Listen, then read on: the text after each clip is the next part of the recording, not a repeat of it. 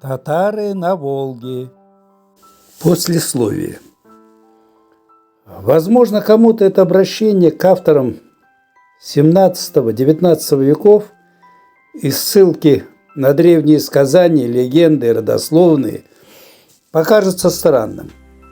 Дескать, они давно уже нафталином покрылись и противоречат постулатам современной исторической науки.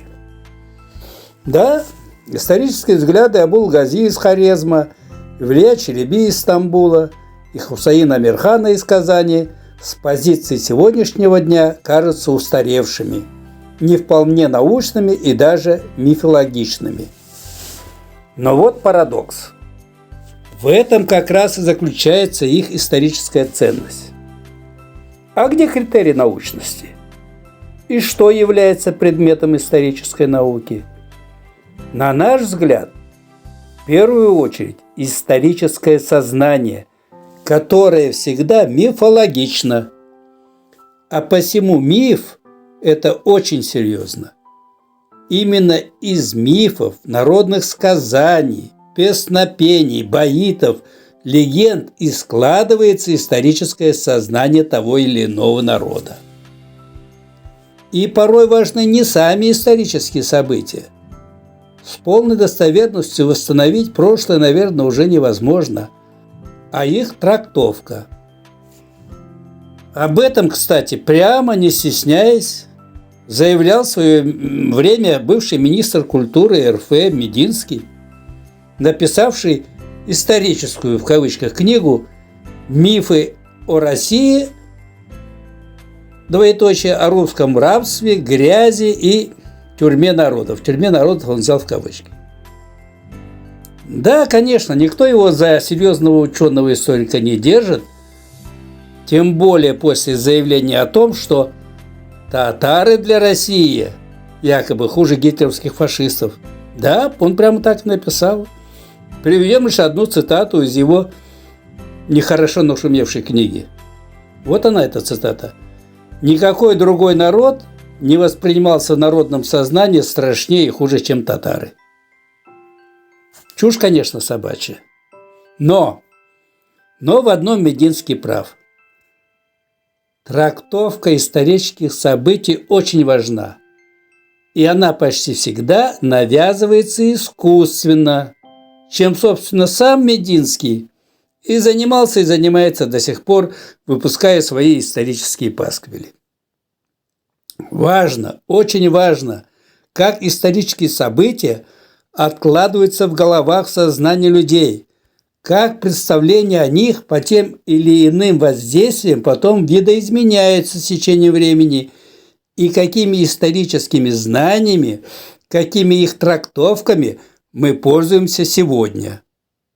Если что и может служить предметом исторической науки, то это как раз историческое сознание, преобладающее в целом в обществе и в различных его социальных стратах и этнических группах в разные исторические эпохи.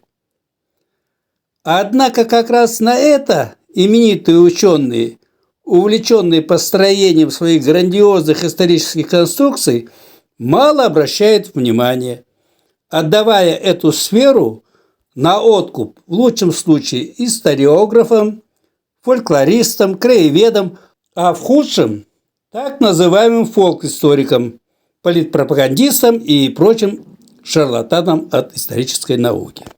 И именно они сегодня правят исторический бал. Тут поневоле задумаешься, а существует ли вообще такая наука, как история? Может быть, это просто миф, океан, сказки? Вот что по этому поводу пишет современный исследователь Андрей Буровский. Цитата.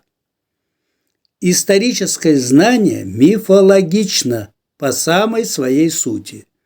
Более того, в истории научная теория без мифологии никогда не станет широко известной, не ляжет в основу поведения государственных деятелей, не войдет в учебные пособия.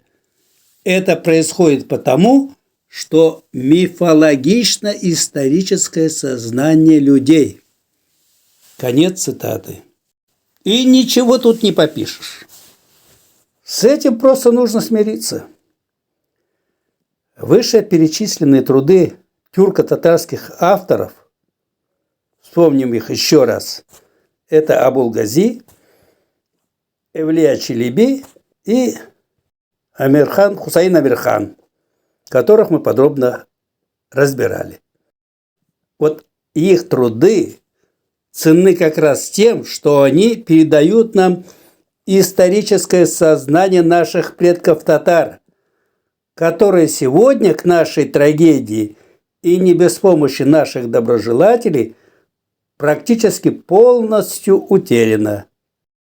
Но давайте будем помнить, что татары жили в Улусе и Тиль на Волге и на территории современной России всегда. Еще задолго до войск Чингисхана и Бату, с приходом которых мало что поменялось. Обычай, язык, вера одинаковы у всех татар. Будем надеяться, что и впредь будет так.